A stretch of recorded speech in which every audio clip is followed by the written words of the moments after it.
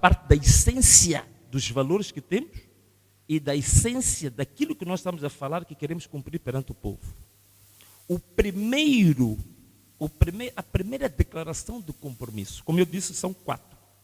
A primeira declaração de compromisso é que dentro do grande pilar da reforma do Estado, conforme vocês viram, existe lá uma proposta concreta de eliminar tudo o que é poder excessivo do Presidente da República e devolver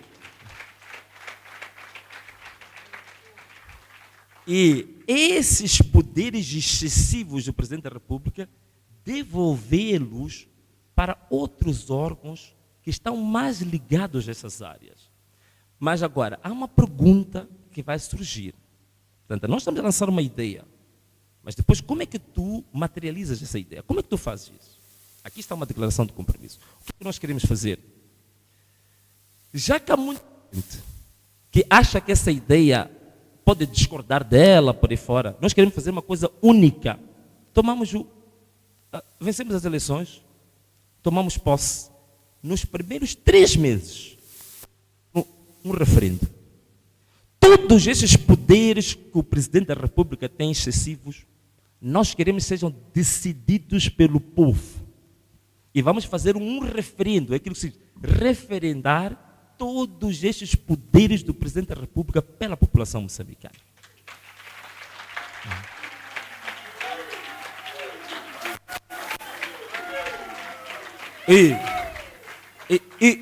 Por que estamos a falar de referendo? Porque alguém pode dizer que não, mas não precisa ir ao referendo, é só mudar a Constituição se vocês tiverem lá a maioria absoluta e mudar. Só que isso tem um pequeno problema. É que tu vais fazer essa decisão com base na representação parlamentar que tu tens. E que isso não reflete automaticamente a genuína vontade do povo. Amanhã, quando o teu partido não tiver maioria, vir o outro, pode vir a repor os poderes. Entende? Então, o que nós queremos fazer? Queremos resolver esse problema, cortar o mal pela raiz. Quer dizer, não seja o parlamento a decidir, retirar os poderes. Vamos dizer ao próprio povo o que quer. E o que o povo decidir é lei absoluta, inegável, tem que ser cumprido.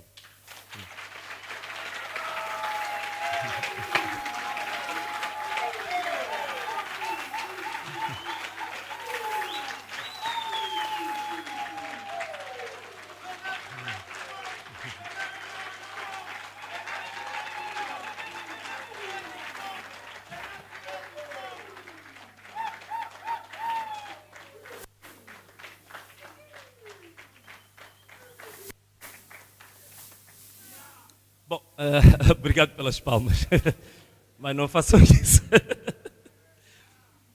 Olha, a segunda declaração de compromisso que eu quero assumir aqui, como eu disse, isto é inegociável. Isto é inegociável, né? A segunda declaração de compromisso que queremos assumir aqui, nós queremos que pela primeira vez aconteça algo inédito em Moçambique. Nós, quando olhamos para o parlamento, a gente diz que o parlamento é representativo da vontade popular. É verdade ou não? Mas o que acontece é que a representatividade que está no parlamento, você já encontra a mesma representatividade no governo, no poder executivo. Portanto, o partido que tem a maioria forma o governo segundo a sua vontade e como bem entende, apesar do povo ter demonstrado que quer um parlamento um pouco mais colorido. E eu acredito que a vontade que o povo mostra em relação ao parlamento, que dá uma percentagem a este, dá uma percentagem àquele, dá uma percentagem àquele, o povo quer demonstrar que quer um Estado, quer um país em que haja integração, em que todas as sensibilidades estejam lá representadas. Então, que tipo de governo que nós vamos querer formar? Primeiro, o governo que nós vamos formar, obrigatoriamente, deve ter elementos de governo que representem a proporção dos partidos no próprio Parlamento.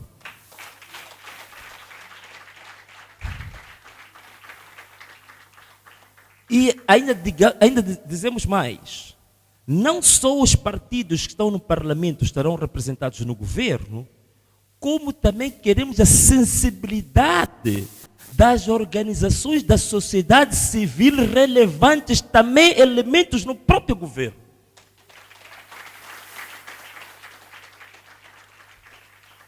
Portanto, isto é inegociável. Quando eu digo inegociável, significa o quê? Ganha as eleições, formado o governo. Está aqui um compromisso que assumi. Todo cidadão moçambicano tem o direito de me mandar parar onde quer que eu seja e exigir onde é que está aquilo que você prometeu. Qualquer organização da sociedade civil tem que exigir ao presidente onde é que está a tua declaração de compromisso. E nós acreditamos.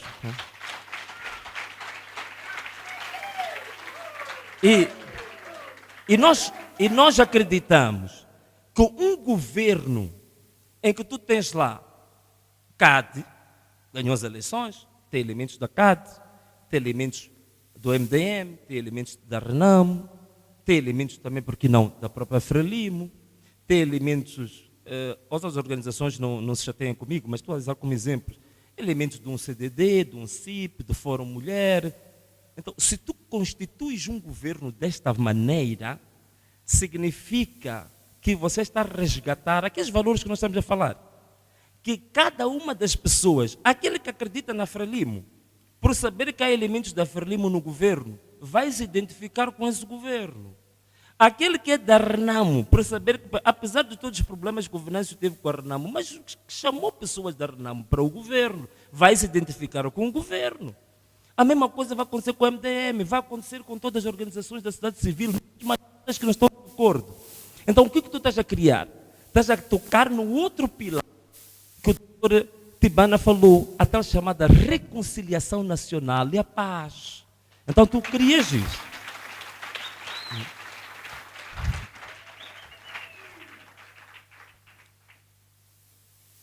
Uma das questões também, que é a declaração de compromisso, a terceira declaração de compromisso que quero fazer, é a parte mais forte que estava aqui a falar o doutor Tibana.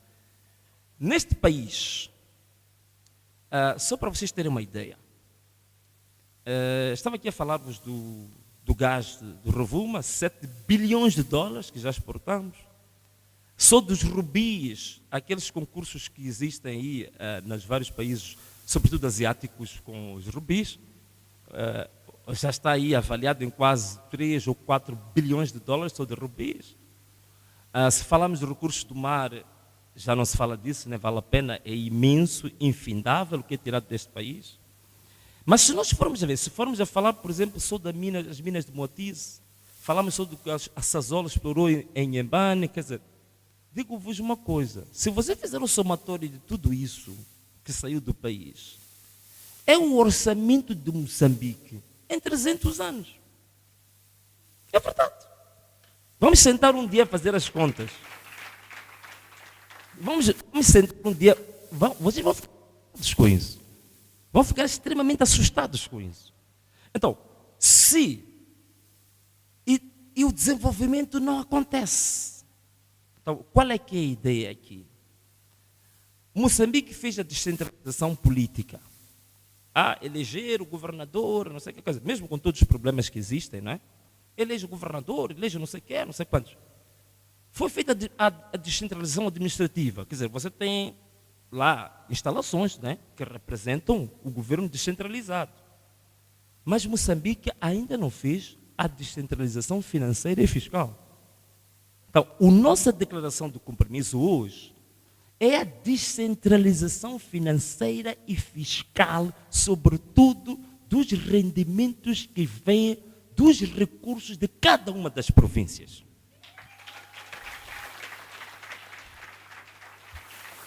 Só para vocês terem uma ideia, vou-vos falar só alguns, acho que nem imaginam o que é isto.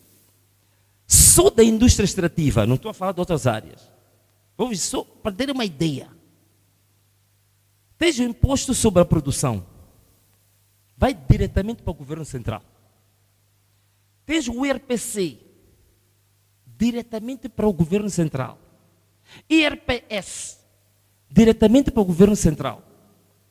Tens o imposto do rendimento sobre os recursos naturais. Talvez alguns não conheçam esse imposto.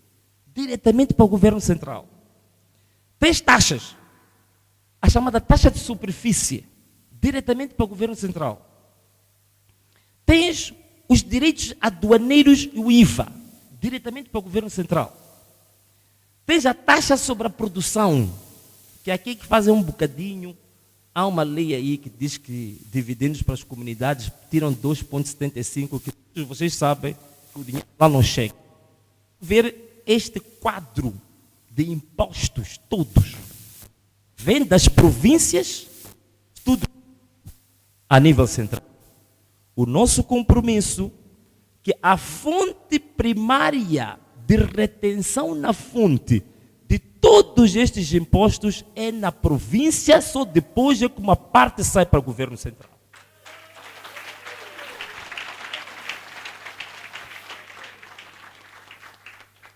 Este é o grande compromisso que nós queremos trazer e sabemos que isso vai trazer problemas. Nós sabemos que isso vai trazer problemas, porque há pessoas que estão bilionárias neste país por causa disto. A população a beber água suja, a morrerem as pessoas de fome, na miséria completa nas províncias, porque todo o dinheiro é gerido em Maputo, todo o dinheiro é gerido a nível central. Esta aqui é uma das razões da desgraça deste país. Então, aqui estamos a assumir este compromisso também.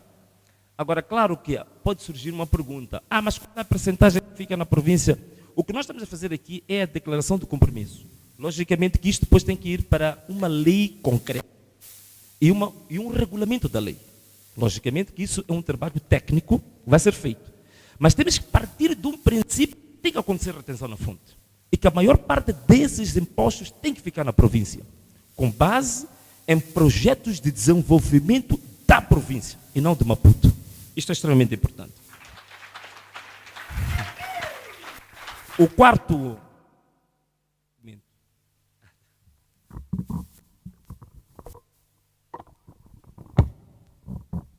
Portanto, a quarta e última declaração de compromisso que queremos assumir é a despartidarização completa do Estado moçambicano.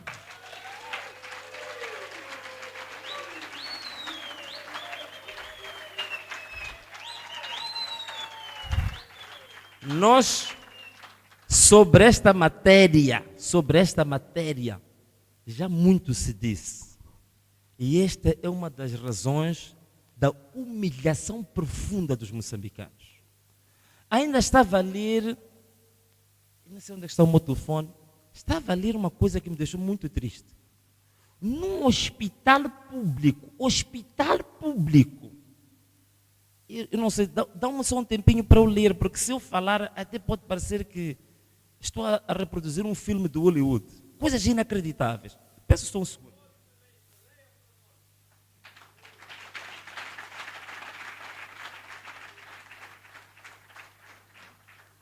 Não, eu vou vos ler aqui uma coisa que, sinceramente, isto não lembra o diabo.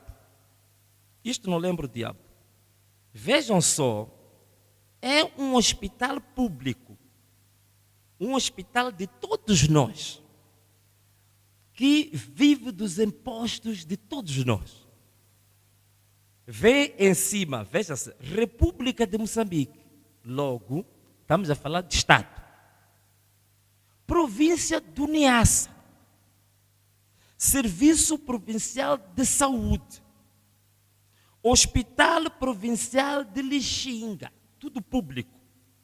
Departamento de Recursos Humanos. Informação. A Secretaria da OMM, do Hospital Provincial de Lixinga, vem através desta pedir a todas as mulheres desta unidade sanitária para fazer parte de uma contribuição simbólica de 50 meticais para a compra de milho para efeitos de campanha eleitoral, que vai decorrer a partir do mês de agosto do corrente ano. Nota bem, reparem nisto.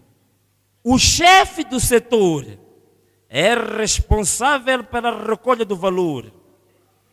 Sem mais de momento, cordiais saudações assinada pela nossa queridíssima irmã Lourdes. Então, vocês estão a reparar nisto? Isto é um cancro do Estado, isto. 50 anos depois, o Estado moçambicano está assim. É assim como está sendo gerido o Estado. Então, isto tem que ser eliminado, isto, por absoluto. Não interessa, eu não estou a falar apenas desta do OMM. Se for a OMM da CADE, também tem que ser removida. Tem que ser removida. Então, e que para que isso seja tomado a sério, nós temos que ter uma lei específica sobre a despartidarização e tem que haver sanções contra isto. Essas pessoas têm que ser responsabilizadas por isso. E a pessoa não pode ficar impávida e serena depois de fazer uma coisa destas. Essa gente tem que ser responsabilizada. E são recursos públicos. Então tem que se remover isto aqui. O Estado tem que ser um Estado limpo.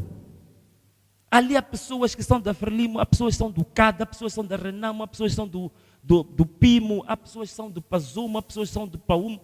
Não é instituição para se tocar assuntos partidários, apenas assuntos públicos, assuntos nacionais, assuntos patrióticos. Apenas isso. Tudo o resto temos que combater. Temos que combater. Daí que, por exemplo, eu como Presidente da República, viajo para Portugal ou Europa, estou a chegar no aeroporto de Maputo. Por favor, não é para ir com capulanas as senhoras dançar, cadê? Não, nada disso. Sou chefe de Estado. Ali é para eu representar os interesses de todos os moçambicanos. Ok?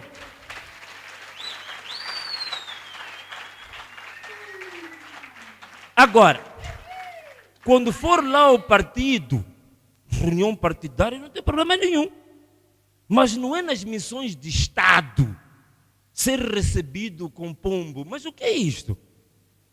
Não pode ser assim. Ali tem que ser a bandeira de Moçambique, ali tem que ser instituições públicas. O Estado tem um certo protocolo do Estado. É isso que tem que receber. Está bem? Então era isto que irá falar da despartidização do Estado. Mas ainda dentro da despartidização do Estado, há cargos que foram criados justamente para acomodação de partido. Temos que varrer esses cargos todos. Esta história de secretário de Estado, temos que eliminar isso pela raiz.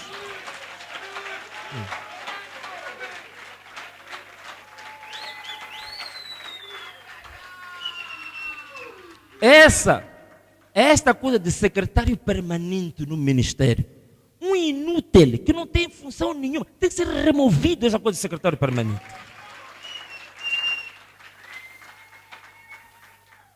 Há aí também cheio de vice-ministros.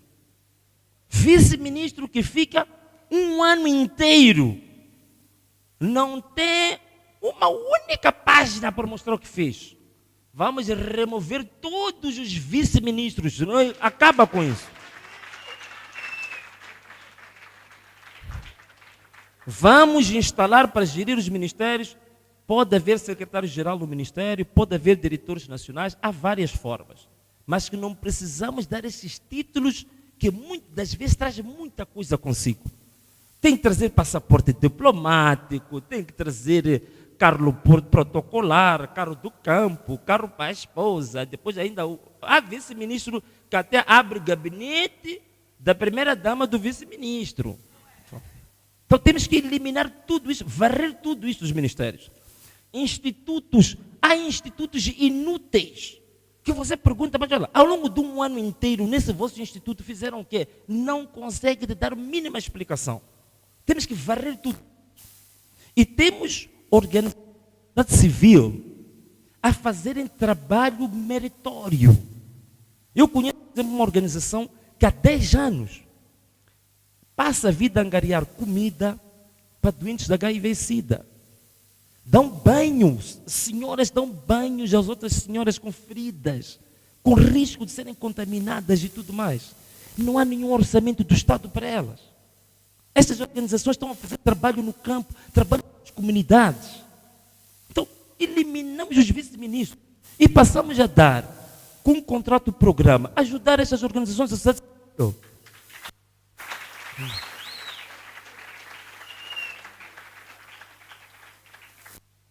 Estas são algumas medidas.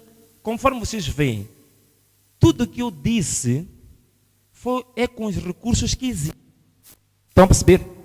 Não falei de nada que tenha a ver com ir buscar recursos adicionais. Por quê? Nós, com os recursos que existem neste país, é possível nós termos uma grande nação. Antes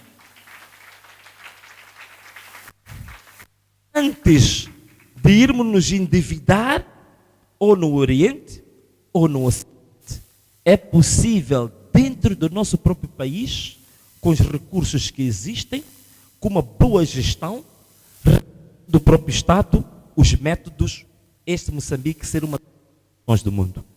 E o meu sonho, que em 5 anos nós possamos estar entre as 20 maiores nações. Temos capacidade para o ter. Temos capacidade para o ter.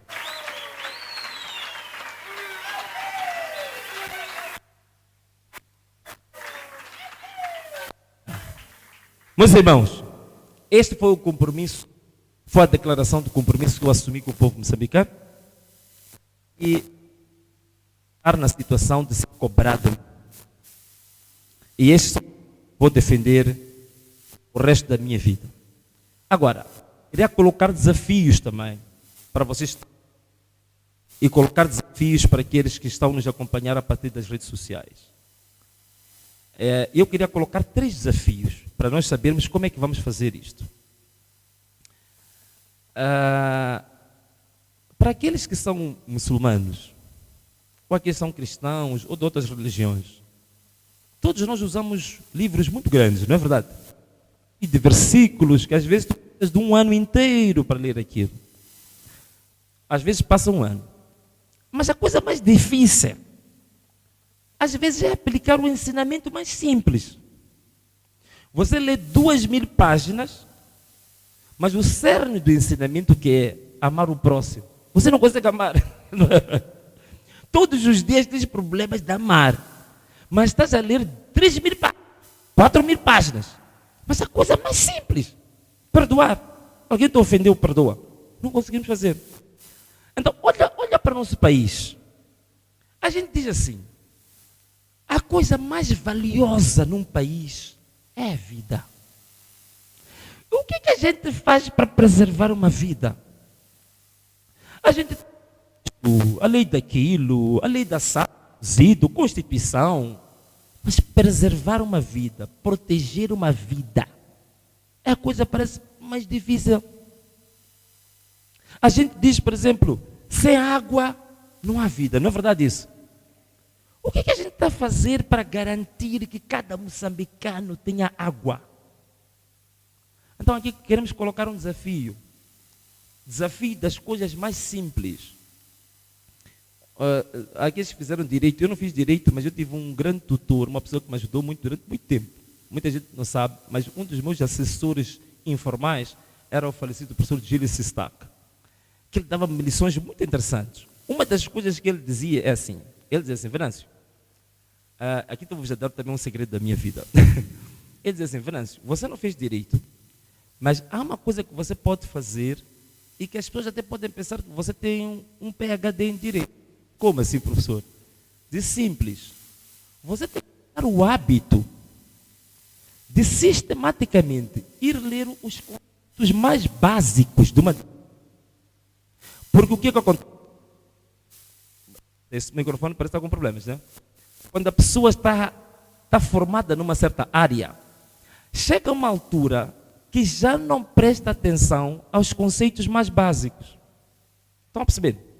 E ele dizia que ele se tornou um grande professor, muito respeitado, porque ele todos os meses arranjava um dia para voltar a ler aqueles conceitos que dão no primeiro ano. O que é o direito? O que é uma situação jurídica? O que é o direito? O que é uma situação jurídica? Conceitos.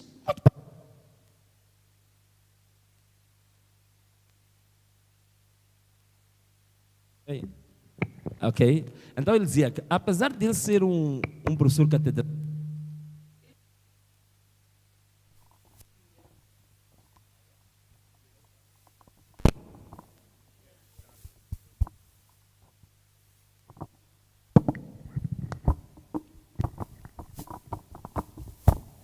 alô?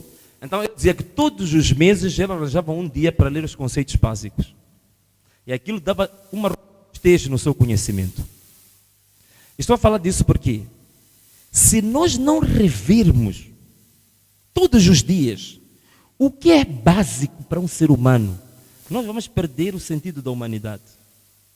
Se você não acordar todos os dias e se recordar que a coisa mais preciosa é uma vida, você corre o risco de ficar desumano. Então você tem que rever isto todos os dias da tua vida. Daí que, sem água, não é verdade? É o que a gente diz, né? Então queremos colocar um desafio aqui. Esta é uma ideia atrevida, mas é de coisas atrevidas que também se fazem as grandes revoluções. O que nós queremos fazer na revisão constitucional que a gente propõe no primeiro pilar, nós queremos incluir um direito fundamental. Que esse direito fundamental vai ser em palavras simples. Até fomos buscar palavras simples para qualquer pessoa entender. Queremos colocar como direito fundamental, que é o direito de beber a água.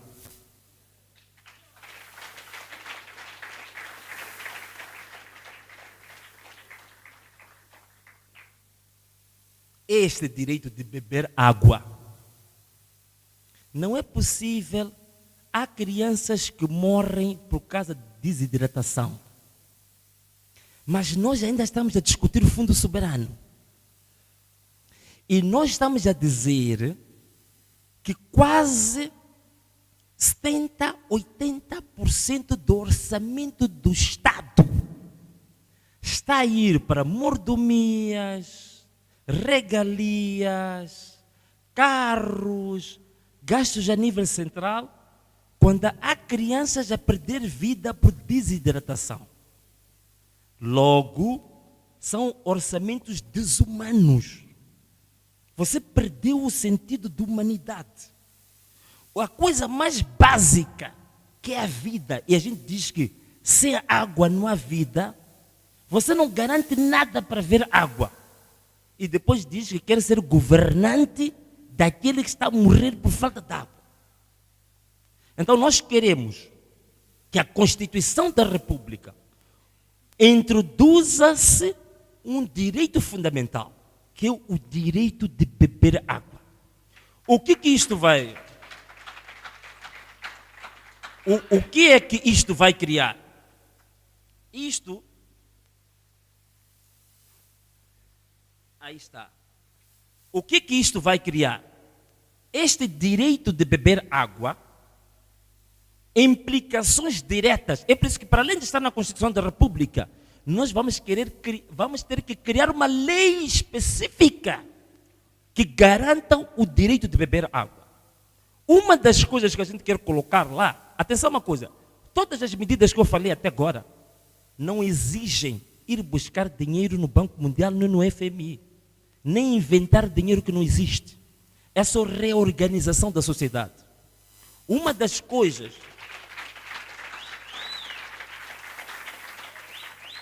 Então, uma das coisas que nós queremos fazer, temos que criar uma lei do direito de beber água. Significa, toda instituição pública ou privada deve garantir nas suas instalações condições para garantir a qualquer cidadão que tenha acesso àquelas instalações o direito de beber água.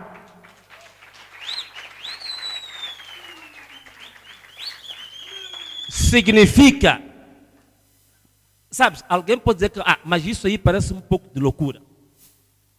Mas eu vou demonstrar que não é loucura. Lembram-se na altura da Covid? Lembram-se na altura do... Não era obrigatório em todas as instituições públicas e privadas ter a água para lavar as mãos? Não era obrigatório ter álcool gel para desinfetar as mãos? O Estado precisou ir pedir dinheiro ao FMI? Apenas uma medida patriótica, administrativa, mudou toda a forma de uma nação se comportar. Vocês viram que de lá para cá, todos nós mudamos o nosso conceito de higiene, de proteção. Viram isso? Então, é uma questão de dizermos que por lei, tudo que é instituição privada, instituição pública, e em qualquer casa de qualquer cidadão, deve garantir o direito de beber água. Significa, eu posso chegar num banco, entrar no banco, sentar-me, perguntar ao senhor o que quer. Eu venho aqui para usufruir o direito fundamental de beber água. Traga-me um copo com água.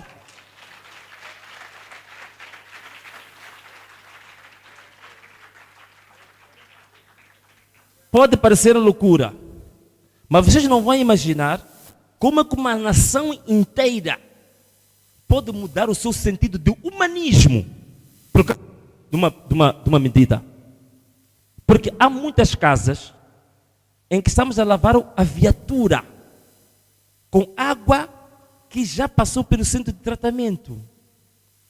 Mas na casa ao lado está uma criança internada por desidratação. Logo, o problema não é o recurso material. O problema é a maneira como toda uma sociedade se tornou desumana. Mas quando nós implementarmos isso, antes de você lavar o seu carro com água tratada, você tem que saber se o vizinho de lado, de frente, de lado esquerdo e direito, se usufruiu primeiro o direito de... Diga lá, o direito de... E isto tem que ser, há de mudar radicalmente a maneira como nós olhamos para o próximo, como olhamos para o nosso país. O segundo compromisso que nós temos, o segundo desafio, desculpa, isso são desafios. Depois vocês vão dizer como é que a gente vai fazer essa lei, como é que vamos fazer a escutação, como é que vamos tecnicamente produzir essa lei. O segundo desafio é o seguinte. Uma vez eu fui ao Tribunal de Menores, ia pedir uma declaração que era para minha filha poder ir para a Europa, com a mãe, na altura tinha que ter uma declaração. Então eu vi uma coisa numa parede, de um indivíduo que é um pediatra famoso no mundo, que ele dizia assim: a personalidade de um ser humano é formada dos 0 anos aos 6 anos de idade. Depois dos 6 anos de idade, não há nada de novo que acontece na sua vida, senão aquilo que aconteceu dos 0 aos 6. Portanto, o ser humano que é o Venâncio, que é a Francelina, que é o Elvino, todos os outros estão aqui, o que ele é hoje, é o que aconteceu com ele dos 0 anos aos 6 anos. É por isso que a idade, que é extremamente fundamental, a questão da nutrição. O desenvolvimento cognitivo, o desenvolvimento motor da criança se você não cuida dos 0 aos 6, a possibilidade de deformação é muito grande a seguir. Mesmo que você se torne rico, dê tudo o que tu quiseres ao teu filho, a estrutura básica, física, psicológica, emocional, ela é feita dos 0 aos 6 anos. Isto dito por um cientista pediatra, e no Tribunal de Menores, não sei se esse quadro continua lá, eles puseram na parede que era para todo mundo ver, sobre a necessidade dos cuidados que nós temos que dar aos nossos filhos, sobretudo nesta idade. Aquilo que ele é na idade adulta depende do que acontecer aqui. E uma das questões básicas é nutrição. Se ele não tiver os minerais, as vitaminas, os lípidos, glícidos para ir suficientes dos 0 aos 6, fica a saber que até a capacidade de percepção na escola já está afetada por o resto da vida. Então, logo, esta questão de alimentação uma criança nesta idade já não é um problema da família que é pobre ou que não é pobre. Este é um problema do Estado. Se você, como Estado, quer uma sociedade desenvolvida, quer cientistas, quer técnicos, quer gente capaz, então você tem que assumir que no período da formação da personalidade de uma criança, o Estado tem que assumir isso. O Estado tem que assumir isso.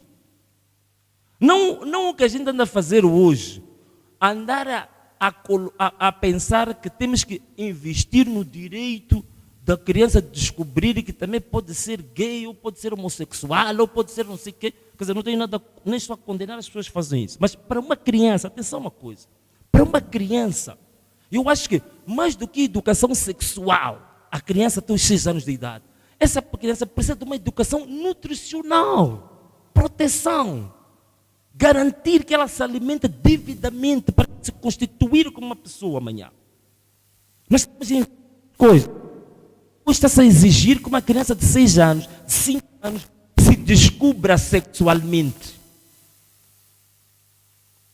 Então, olhando para isto, novo desafio que nós queremos colocar, na revisão da Constituição da República, o direito a lanche a uma criança no ensino primário.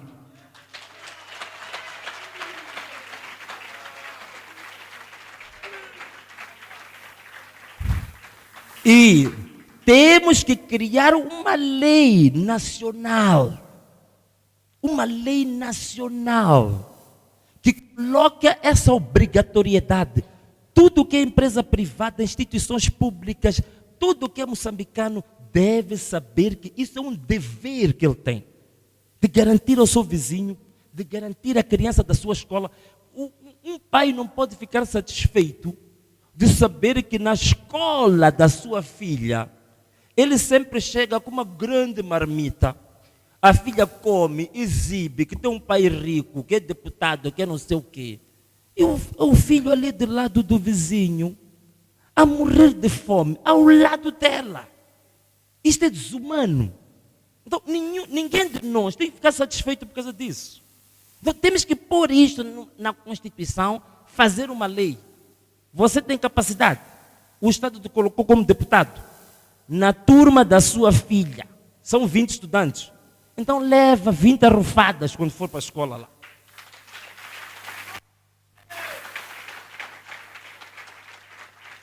Então, isto é básico. E vou dizer uma coisa. Nós, neste momento, em relação a estes direitos que nós aqui estamos a levantar, pode parecer até coisas um bocadinho primárias ou utópicas, mas eu vos digo uma coisa. Um investimento feito destes de forma sistemática, em 5 anos, 10 anos, vocês não imaginam o que pode acontecer com a nossa nação. Porque a nossa nação tem qualidades incríveis. Vou dizer uma coisa, uma das vantagens que nós temos em relação à Europa. Eu fui à Noruega uma vez, fiquei cerca de 3 meses. Queria entender a indústria do petróleo. Então estive no maior museu de petróleo da Europa, está numa cidade que se chama Stavanger. Estive lá, estive no museu, conheci tudo sobre petróleos na Noruega, porque eles têm o maior fundo soberano do mundo. Fiquei 3 meses Só nos últimos 2 dias é que eu consegui ver uma criança de 2 anos de idade. Só a ver pessoas adultas. Porque é uma população, entre aspas, como costumam dizer que não é correto, mas é uma população idosa. A maior parte daquela população está nos 50 para ir para frente. Para você ver uma criança de 2 é difícil na Noruega. Em África, é o que nós mais temos. O que isso significa? Que o potencial que a África tem de ter gente com força, com energia para trabalhar e desenvolver a África é muito maior do que a Europa tem. É muito maior. Portanto, se nós africanos tivéssemos esta percepção destes 2 direitos fundamentais e aplicarmos e investirmos nas nossas crianças, fiquem a saber, em 10 anos, íamos fazer as maiores inovações aqui. Nós íamos abastecer a Europa de inovações, íamos abastecer a Europa de cientistas, de técnicos, teriam que vir para aqui, para pedir a nós africanos. Teria que acontecer isso. Mas é preciso uma visão congregada de todos nós sobre isto aqui. Bom, em relação a estas matérias, lançamos como desafios para que cada um de nós aqui pense, reflita como é que vamos transformar em leis, como é que vamos fazer a nossa revisão constitucional. O outro desafio, vamos colocar aqui, tem a ver com a criminalidade, tem a ver com os raptos, tem a ver com terrorismo, tem a ver com sequestros. Hoje está-se a tornar normal neste país crianças que vão à escola, saiu da escola, desapareceu. Crianças vão à escola, saiu da escola, é encontrada no mato, tiraram órgãos. Está a ser muito comum isto. Não sei se vocês estão a acompanhar o que está acontecendo neste país. Crianças desaparecem, alguns dizem, estão a usar as mesmas crianças para prostituição infantil fora do país. Tráfico de mulheres, tráfico de órgãos humanos.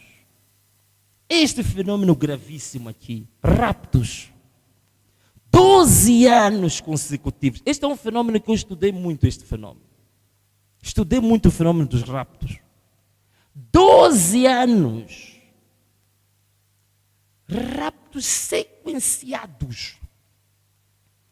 Usando a própria força do Estado. Forças de defesa e segurança. Que a formação, o salário, vem do próprio bolso do povo.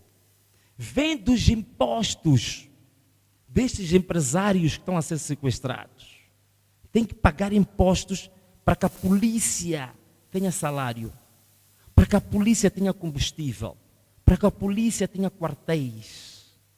E é exatamente este investimento que o povo faz, que o único retorno é ser, em vez de ser protegido, o povo é que é raptado, sequestrado, morto pelas próprias forças de defesa e segurança. Os cálculos que eu estive a fazer, em 12 anos, só com os resgates que pagaram, 99,9% dos casos de rapto, que os raptados voltam às famílias. Meus amigos, não se deixem enganar. É pagamento de resgate. Praticamente é 0,0001% os casos onde a polícia consegue resgatar pelas armas. A maior parte deles pagam resgate. E mais grave ainda, é que alguns nem têm dinheiro suficiente para pagar o resgate. Cobram de 5 milhões de dólares, dizem que está bem, por enquanto paga 3. Os outros 2 milhões pagam prestações. Volta à família, voltou ao negócio, E há uma rede que até tem base de dados com computadores e tudo, que tem a lista das pessoas com o telefonista. Oh, senhor Kalu, não pagou a taxa este mês, cuidado, pode ser raptado. Mas é isto que está a acontecer. E isto tem um nome, taxa de liberdade. E quando falha a taxa de liberdade, é raptado de novo, como aconteceu com o senhor o senhor Kalu, Armazéns Atlântico. Foi o primeiro homem a ser raptado em 2011 e foi o último homem a ser raptado em 2023. Porque de 2011 a 2023 estava a pagar prestações da taxa de liberdade. Vocês estão a imaginar um indivíduo ficar 10 anos a pagar para não ser raptado. Essa organização é muito mais forte que a autoridade tributária. Cobrar impostos de alguém durante 10 anos. Falhou 2 meses. Voltaram-lhe a raptar.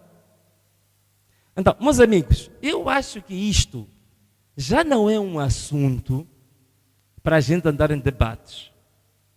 É este assunto dos raptos, é este assunto da insegurança, é um assunto para o povo moçambicano dizer apenas uma palavra: basta!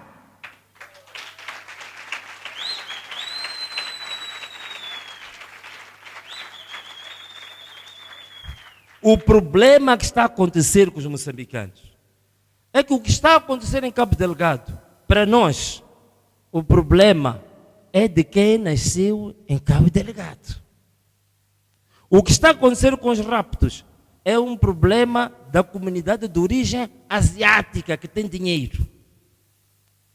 E eu fiz um vídeo para provar que esse problema não é da população de origem asiática. Eu fiz um vídeo quando o seu Kalu foi raptado. Eu fui fazer entrevista aos trabalhadores. Eu descobri uma coisa impressionante. Armazéns, não estou a fazer publicidade, perdoem, não estou a fazer publicidade comercial, mas estou a falar para as pessoas perceberem isto. É um caso que eu acompanhei.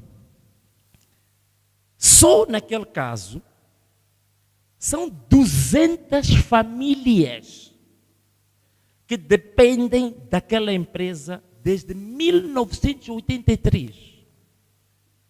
200 famílias. Ainda entrevistei a senhora mais velha lá. Ela tem 4 filhos.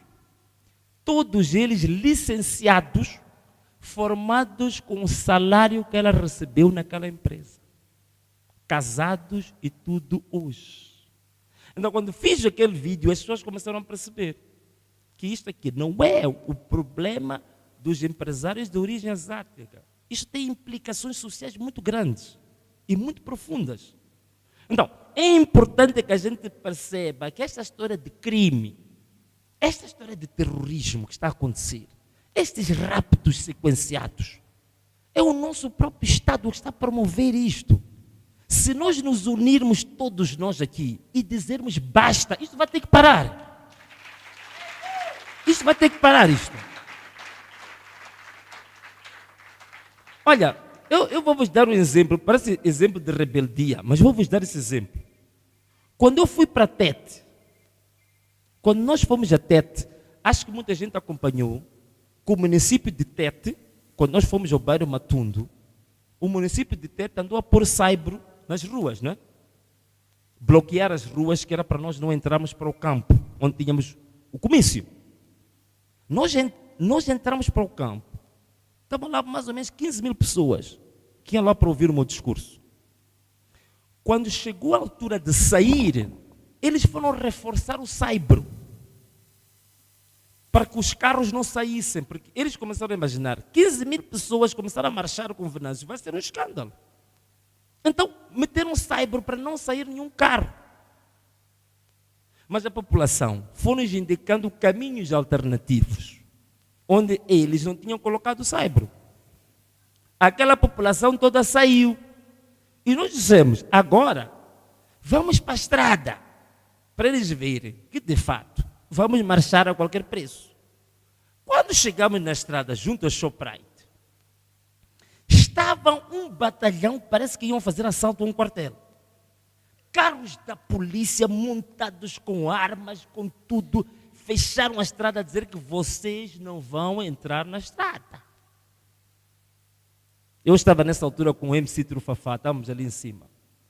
A gente disse que, ok, pessoal, é desta vez. O país é nosso ou não é nosso? O pessoal é nosso.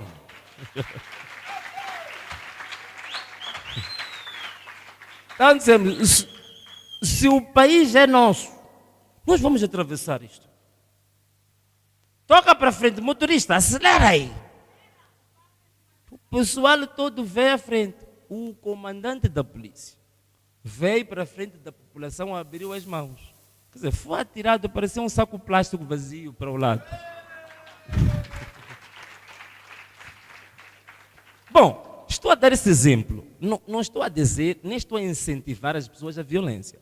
A única coisa que eu quero vos dizer aqui é que, meus amigos, um povo revoltado, um povo unido para um determinado objetivo, não vai ser um punhado de 30, 40, 50 pessoas que vão parar a vontade desse povo. Então, se nós nos unirmos, todos juntos e dizermos que este tipo de crime cometido pelo próprio Estado tem que acabar, isso vai acabar. E nós temos que dar um basta a isto. Mas todos nós temos que estar convictos de que estamos disponíveis para dizer basta e agirmos mesmo para isso parar. Então, este é um dos compromissos que quero assumir também com o povo moçambicano. Vou liderar esse basta. Nem que tenha que pôr o meu corpo para as balas à frente.